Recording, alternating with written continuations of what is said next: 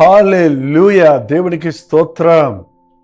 మరొక ప్రశస్తమైన రోజండి మన ప్రభు మనకు అనుగ్రహించాడు. రండి చిన్న ప్రార్థన చేసుకొని, దేవా ఈరోజు మాతో మాట్లాడని అడిగి ఆయన మాటలు విందాం. ప్రార్థన. పరిశుద్ధుడా, నీ స్వరం వినటం మాకెంతో మేలయ్యా. నీ మాటలు మమ్మల్ని ఊరడిస్తాయి, ఆదరిస్తాయి, మా స్థితిని మాకు తెలియజేస్తాయి. కనుక మాటలాడు మనం క్రీస్తు నామములో అడుగుచున్నాను తండ్రి, ఆమేన్.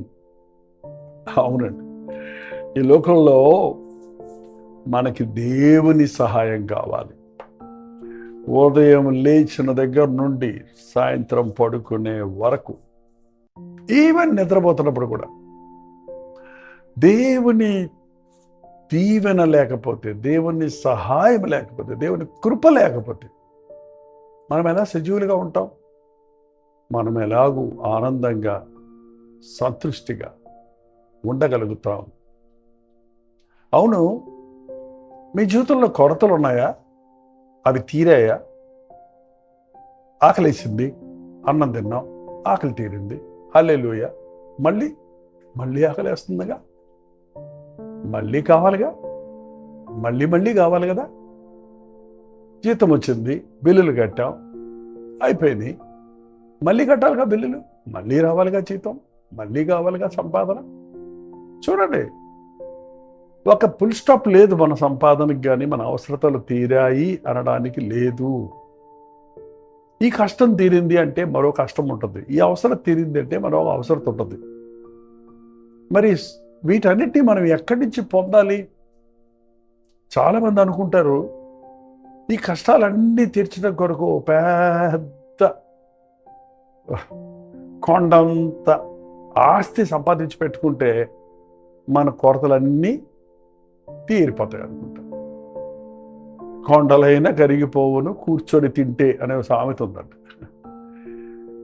ఏదైనా కూడా అయిపోతుంది unless it is again field and field and field. మనం ఎప్పుడు చూసినా సోర్స్ చూసుకుంటున్నాం. నాకు ఇది ఉందా లేదా, ఈ సరిపడినంత డబ్బు ఈ సంవత్సరానికి ఉందా, నా బతుకు వెళ్ళిపోద్దా, ఈ ఇల్లు కట్టుకుంటే నేను ఇందులో నా బతుకు తెల్లారిపోద్ది, ఇందులో సరిపోతుంది అనుకుంటున్నారు చాలామంది. కానీ రిసోర్స్ చూసుకుంటున్నాం, మనకున్న నిధిని చూసుకుంటున్నాం, కానీ ఎక్కడి నుంచి సోర్స్ వస్తుంది? ఇప్పుడు నదులు ఎప్పుడు ఖాళీ అవ్వండి, ఎందుకంటే అవి పారెళ్ళిపోతున్నా మళ్ళీ ఉబుకుతున్నాయి. మనకి పూర్వకాలం నుయ్యులు ఉండేవి, బావులు ఉండేవి. ఆ బావిలో నీళ్లు ఊర్లో ఉన్న వాళ్ళందరూ తోడుకునేవారు, ఒక్క బావిలో నీళ్ళే. ఎన్ని నీళ్లు తోడినా ఎప్పుడూ బావి ఎంటీ అవ్వలేదే. తెల్లారేటప్పటికి మళ్ళీ నీరు ఊరుతున్నాయి, ఎందుకు? అక్కడ జలాలు ఉన్నాయి. That is the source of the well. ప్రభు చెప్పాడు, నా యందు విశ్వాసం ఉంచిన వాని కడుపులో నుండి జీవజల ఊటలు ఊరును. ఊట ఎండిపోతే నీరు ఆగిపోతుంది. ఎవరు నీ సోర్సెస్? ప్రభుత్వ దివాళా తీస్తున్నారండి ప్రభుత్వాలు, రాజ్యాంగాలు. కొలాప్స్ అయిపోయే కరువు కాలంలో ఉన్నాం. మనుషులు ఆగిపోతారు. మనుషుల సోర్స్, మనుషుల సహాయం వ్యర్థం. మరి ఎవరు? చూడండి, కీర్తన 121లో మొదటి వచనం, కొండల తట్టు నా కన్నులెత్తుచున్నాను, నాకు సహాయం ఎక్కడ నుండి వచ్చును? కొండల తట్టు నా కన్నులెత్తుచున్నాను, నాకు సహాయము ఎక్కడ నుండి వచ్చును? కొండలు ఎత్తులో ఉంటాయండి. కొండలు అన్నప్పుడు అది పరలోకం వైపు, ప్రభు వైపు చూస్తున్నామన్నదానికి గుర్తు. కొండల తట్టు నేను కన్నులెత్తుచున్నాను, నాకు సహాయం ఎక్కడ నుండి వచ్చును? దావీదు జీవితంలో ఎన్నో పోరాటాలు, ఎన్నో శ్రమలు, ఎన్నో కొరతలు, ఎన్నో కొదవలు, ఎన్నో సమస్యలు. అన్ని సమయాలలో తను ఆయన వైపు చూడటం నేర్చుకున్నాడు. మనుష్యుల సహాయం వ్యర్థము,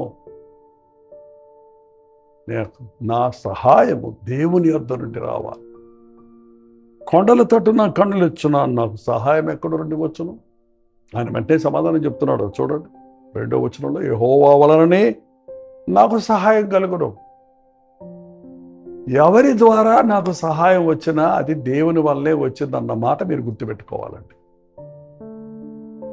ఎవరి ద్వారా?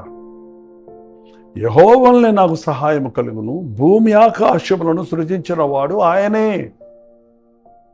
మనకు కావలసిన సహాయము ఏ దిక్కు నుండి వచ్చినా అది భూమిలో నుండి ఉన్నది, అది పరము నుండి వచ్చేదిగానే ఉంది. కాబట్టి ఆకాశం వర్షించినా అది దేవుని వల్ల కలిగిందే, భూమి ఫలించినా అది దేవుని వల్ల కలిగిందే. ఏ మనుష్యుడి వలన ఏ సహాయం మనకు దొరికినా అది దేవుని వలన కలిగినదే. ఈ మాట మనం గుర్తుపెట్టుకుంటే మనం మనుషులకు దాసులకు కావండి. మన గురి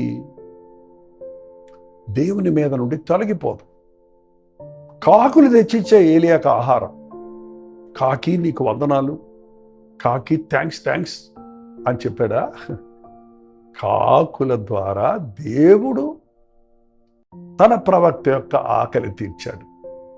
ఏ కాకినైనా వాడుకోవచ్చు, ఏ బాలునైనా వాడుకోవచ్చు, ఏ కంపెనీనైనా వాడుకోవచ్చు, ఏ ప్రభుత్వానైనా వాడుకోవచ్చు, ఏ వ్యాపారస్తుడైనా వాడుకోవచ్చు, ఏ వైద్యుడైనా వాడుకోవచ్చు, ఏ న్యాయాధిపతినైనా వాడుకొని నీకు న్యాయం జరిగేటట్టు చేయొచ్చు.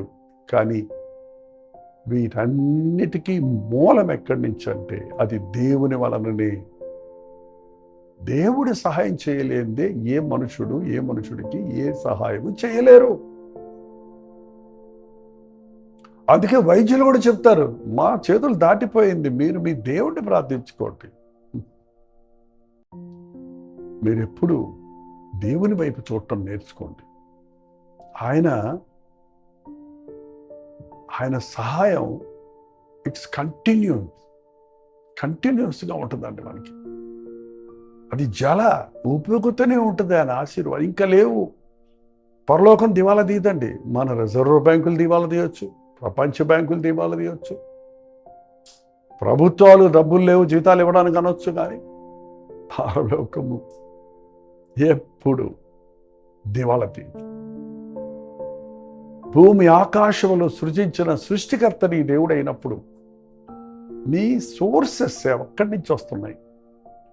ఆ మనుషుల వలన, ఈ మనుషుల వలన, ఈ కంపెనీ వల్ల, ఆ కంపెనీ వల్ల, ఆయన వల్ల, ఈయన వల్ల అనుకొని వారిని మనం మొక్కుతూ లెట్ us థ్యాంక్ దెమ్. ఎవరిని దేవుడు మనకి సహాయకులుగా వాడుకుంటున్నారో వాళ్ళకి థ్యాంక్స్ చెబుదాం. పోస్ట్ మ్యాన్ మనకి ఎమ్మో తెచ్చి ఇచ్చాడని పోస్ట్ మ్యాన్కి టిప్స్ ఇస్తారు కొందరు. కానీ పోస్ట్ మ్యాన్ కాదు డబ్బులు పంపింది, మన రిలేటివ్స్, మన ప్రియులు. వాడు పంపిన డబ్బును ఈ పోస్ట్ మ్యాన్ ద్వారా మన దగ్గరకు వచ్చింది. మనం థ్యాంక్స్ చెప్పి పూజించాల్సింది పోస్ట్ మ్యాన్ కాదు. ఎక్కడి నుంచి వచ్చిందో వాళ్ళకి రిప్లై ఇవ్వాలి. ఎవరినైనా వాడుకుంటాడు. పాస్టర్ ద్వారా దేవుడు నీకు స్వస్థత తెచ్చాడు. పాస్టర్ ద్వారా దేవుడు నీకు వాక్యం అందించాడు. సేవకుల ద్వారా దేవుడు నీకు స్వస్థత కలుగు చేశాడు. వారి ద్వారా తన ఆశీర్వాదాలను నీ ఇంటికి పంపించాడు. కానీ నిన్ను ఆశీర్వదించింది మనుషుడు కాదు, ఏ సేవకుడు కాదు. ఆ సేవకుడిని వాడుకున్న దేవుడు నిన్ను ప్రేమించి ఆ దైవజనుడి ద్వారా నీ దాకా దేవుని ఆశీర్వాదాలు తెచ్చాడు. Be thankful for your servants of God. దేవుని సేవకులను బట్టి మీరు కృతజ్ఞత కలిగి ఉండండి. బట్ మీ గురి ప్రభు మీద ఉంచండి, ప్రభువుని స్తుతించండి. దేవుని ద్వారా నాకున్నదంతా దేవుని వల్లే కలిగింది. యాకోబు అన్నాడు చూడండి, యాకోబు పత్రిక 1వ అధ్యాయం 16వ వచనం. ప్రియ సహోదరులారా, మోసపోకుడి. శ్రేష్టమైన ప్రతి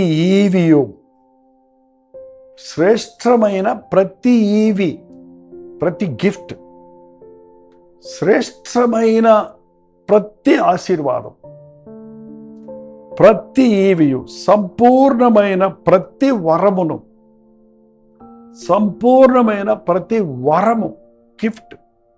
వరం అంటే గిఫ్టే, ఈవంటే బహుమానం అనుకోండి. బహుమానం అన్న గిఫ్ట్ అన్న ఒకటే. శ్రేష్టమైనది ఎవరి ద్వారా నీ దగ్గరకు వచ్చినా సరే, సంపూర్ణమైనది ప్రతి ఈవియు పరసంబంధమైనదై జ్యోతిర్మయుడగు తండ్రి యొద్ద నుండి వచ్చును. హల్లెలూయా. శ్రేష్టమైన ప్రతి ఈవియు, సంపూర్ణమైన ప్రతి వరమును పరసంబంధమైనదై జ్యోతిర్మయుడైన తండ్రి యొద్ద నుండి వచ్చును. మన ప్రభు జ్యోతిర్మయుడు, వెలుగు. వెలుగు ద్వారా సూర్య చంద్రులు దేవుడు సృష్టించినప్పుడు వెలుగు కలిగింది. రాత్రి వెలుగులు వేరు చేసినప్పుడు ఆ రాత్రి వెలుగులే మనకు దీవెనకరంగా మారాయి. పగలు పని చేయడానికి, రాత్రిని నిద్రించడానికి. ఒక రాత్రి నిద్రిస్తే ఏం జరుగుతుంది, నిద్రలో ఏం జరుగుతుందని మీకు తెలుసా? ఒక మనిషి డీప్గా నిద్రపోయినప్పుడు, అంటే మనకు కలత నిద్రపోతుంటాయి. వాళ్ళు నిద్రపడ్డ చాలా మందికి నిద్ర మాత్రలు వేసుకుంటారు, మన ఏంటేంటో చేస్తుంటారు.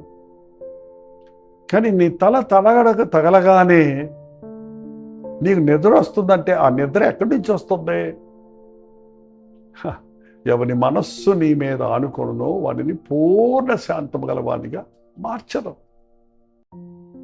నీవు నిద్రపోతున్నప్పుడు నీ శరీరంలో ఆరోగ్యము నూతనంగా రెన్యూ అవుతుందండి.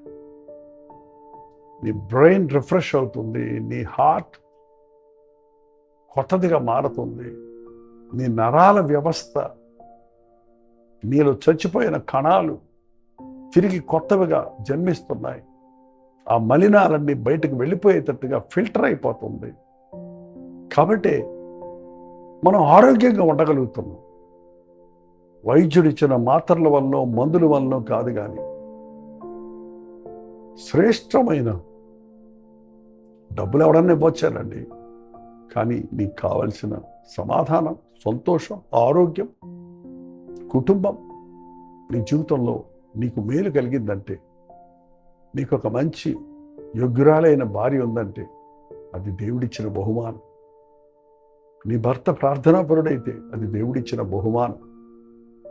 నీ పిల్లలు తెలివితేటలు కలిగి ఎదుగుతున్నారంటే అది గర్భఫలం, ఆయన ఇచ్చే బహుమానం. నువ్వు కన్నది కాదు, నువ్వేదో కష్టపడి సంపాదించుకుంది కాదు. నాకు మంచి బిడ్డలు పుట్టారని చెప్పొద్దు. ప్రభువు నా బిడ్డలను మంచిగా పుట్టింపజేశాడు. గర్భఫలం యెహోవా ఇచ్చు దానము, కుమారులు ఆయన అనుగ్రహించు స్వాస్థ్యము. ఈ రోజున ప్రతి దాని విషయమై దేవుణ్ణి స్తుతించండి. నువ్వు జీతం తీసుకున్నప్పుడు, ప్రభువా నీకు వందనాలు, కంపెనీ వారి ద్వారా నాకు ఇప్పించావు, కానీ ఇచ్చింది ఎవరంటే సోర్స్ ఎక్కడి నుంచి వస్తుందంటే ప్రభు దగ్గర నుంచి వస్తుంది. ప్రతి మేలైనది నీ జీవితంలో సంపూర్ణమైనది, స్వస్థత దేవుని చేత కలిగేది, సమాధానం దేవుని దగ్గర నుంచి బయలుదేరింది, సంతృష్టి, సమృద్ధి దేవుని వల్ల కలుగుతుంది. నీకున్నదాన్ని చూసుకొని గర్వించొద్దు. పంట బాగా పండిందని ఆ ధనవంతుడు మంచం మీద పడుకొని, నా ప్రాణమా తినుము, తాగుము, సంతోషించమని ఆనందించాడే కానీ ఇంతిచ్చిన దేవుణ్ణి స్తుతించలేదా? ఇంతగా నా పంట పండడానికి దేవుడు చేసిన కార్యం, వర్షం కురిపించాడు, ఎండను రప్పించాడు, పురుగు బారి నుండి తప్పించాడు, నా పంట నా ఇంటికి చేర్చుకున్నాను, నా ప్రాణమా యెహోవాను సన్నుతించుమా, ఆయన చేసిన ఉపకారముల్లో దేనిని మరువకము అని ప్రభువుకు కృతజ్ఞతలు చెల్లించలేదు సరిగదా? తినుము, తాగుము, సంతోషించమంటున్నాడు. వెర్రివాడ, ఈ రాత్రి నీ ప్రాణం నీ దగ్గర నుంచి తీసేస్తే నువ్వు సంపాదించినవి ఎవడే అవుతాయి? మన ప్రాణం ఆయన ఇచ్చిందండి. ఆయన కృప వల్ల మనం సజీవులుగా ఉన్నాం. ఎందరో మన కన్నుల ముందే మృతులైపోతున్నారు. ప్రతి దాని విషయమై దేవుణ్ణి స్తుతించండి. మీరు ఆరోగ్యంగా ఉంటారు, ఆశీర్వదించబడతారు. దేవుణ్ణి స్తుతించే కొలది మీ దీవెనలు, కృతజ్ఞతలు చెల్లించే కొలది మీ దీవెనలు మరింత అధికమవుతాయి. నువ్వు ఎంతగా వాడుకుంటున్నా అవి ఎప్పటికప్పుడు రీప్లేస్ అవుతాయి కనుక సమృద్ధితో, సంతుష్టితో జీవించగలుగుతాం. ప్రార్థన. పరిశుద్ధుడా, నీకు వందనములయ్యా. మాకేది కలిగినా అది నీ వల్ల కలిగిందని, మా సహాయము పైనుండి వచ్చినదని మేము గుర్తుపెట్టుకుంటకు మనుషులను పూజించేవారిగా, వస్తువులను ప్రేమించేవారిగా, లోకాన్ని ప్రేమించేవారిగా, లోక కార్యాలను విశ్వాసం ఉంచేవారిగా కాక, ఈ లోకము దాని నటన గతించిపోయే రోజు వచ్చిందని, భూమి ఆకాశములు కలుగజేసిన యెహోవానే నాకు సహాయం దొరుకుతుందని మీ అందే నిరీక్షణ ఉంచి ఎన్నో ఇచ్చిన దేవ, కృతజ్ఞత కలిగిన హృదయాన్ని మాకు ఇమ్మని ప్రార్థించుకున్నట్టుకు మా ఒక్కొక్కరికి నీ సహాయం చేయమని క్రీస్తు నామములో అడుగుచున్నాను తండ్రి, ఆమేన్. తండ్రి అయిన దేవుని యొక్క ప్రేమయు, కుమారుడైన క్రీస్తు యొక్క కృపయు, ఆదరణకర్త అయిన పరిశుద్ధాత్మ యొక్క సహవాసము కూడి వచ్చిన మనందరికీ ఇప్పుడున్న సదాకాలము తోడై ఉండును గాక. ఆమేన్. దేవుని స్తోత్రం. మీ ప్రార్థనా వసతుల భారాలు 954041 నెంబర్కి, ఇతర దేశాల్లో ఉంటే 91001000 నెంబర్కి వాట్సాప్ ద్వారా తెలియచేయండి. మేము అవన్నీ పరిశీలిస్తున్నాం. ప్రభు గొప్పవాడు, మన ప్రతి అవసరత తీర్చేవాడు. ప్రతిదీ దేవుని దగ్గర నుంచే నాకు కలుగుతుందన్నది గుర్తుపెట్టుకోండి. ఎవరి ద్వారా కలిగిందో వారికి కృతజ్ఞులై ఉండండి. దేవుని ఎడల విశ్వాసం ఉంచి ఆయనకు నమ్మకంగా, ఆయన యందు నిరీక్షణ కలిగి జీవించటం, మన ఆపదల్లో, మన అవసరతల్లో ఆయన వైపు చూడటం, తన ఐశ్వర్యం చొప్పున మన ప్రతి అవసరత తీర్చగలిగిన ప్రభువు ఉన్నాడని విశ్వసించటం మనకెంతో మేలు. ఉచితమైతే మధ్యాహ్నం 3 గంటల హెచ్చరిక, అలాగే రాత్రి 9 గంటల కలువరి ప్రతి దోడిలో మళ్ళీ కలుసుకుందాం. అంతవరకు దేవుని మహాకృప మీకు తోడేగాక. నీ నామమునే కొనియాడెదను, నీ సన్నిధిలో నే పాడెదను. నీవే నా జీవము, నీవే నా స్వాస్థ్యము. బెంగళూరు పరిసర ప్రాంతాల్లో ఉన్న వారికి శుభవార్త. ప్రభుచితమైతే ఈ సెప్టెంబర్ నెల 2వ తారీఖు మధ్యాహ్నం 2 గంటల నుంచి 5 గంటల వరకు, 6 గంటల నుంచి 10 గంటల వరకు 2 సెషన్స్గా 1 డే గెట్ టుగెదర్ను బెంగళూరులో ఉన్న మీ కొరకు, బెంగళూరు చుట్టుపక్కల నుండి ఉండే మీ అందరి కొరకు ఈ యొక్క గెట్ టుగెదర్ ఏర్పాటు చేస్తున్నాం. ప్రతిసారి ఎన్నో స్థలాల నుంచి, అటు కేజీఎఫ్, ఇటు బళ్ళారి, అనంతపూరు, ఎన్నో స్థలాల నుంచి ఒక హబ్గా ఉంది. కాబట్టి మేము టౌన్లో పెట్టిన చుట్టుపక్కల పల్లెల్లోంచి, చుట్టుపక్కల తెలుగు ఆ రాష్ట్రాల నుండి, కర్ణాటక నుండి మరి ఎంతోమంది ఈ సోషల్ మీడియా ద్వారా, టెలివిజన్ ప్రోగ్రామ్స్ ద్వారా మేలు పొందుతున్న మీరందరూ రావటం మాకు ఎంతో సంతోషకరం. మిమ్మల్ని ముఖాముఖిగా చూసి మీకోసం ప్రార్థించాలని బెంగళూరు వస్తున్నాం. రండి, ఈ 1 డే గెట్ టుగెదర్లో పాల్గొని దైవాశీర్వాదాలు పొందండి. గమనించండి, సెప్టెంబర్ 2వ తారీఖు మధ్యాహ్నం 2 గంటల నుంచి 5 గంటల వరకు, 6 గంటల నుంచి 10 గంటల వరకు. ఎక్కడంటారా? Hudson community center near corporation circle, Bengaluru. ఇంకా ఈ విషయమే వివరాలు కావాలంటే QR కోడ్ స్కాన్ చేసుకోండి, లేకపోతే ఇంకేదో ఇవ్వబడినటువంటి నెంబర్లకు వాట్సాప్ పెట్టండి, మీకు లింక్ పంపిస్తాను. తప్పక వస్తారు కదా. నీ నామమునే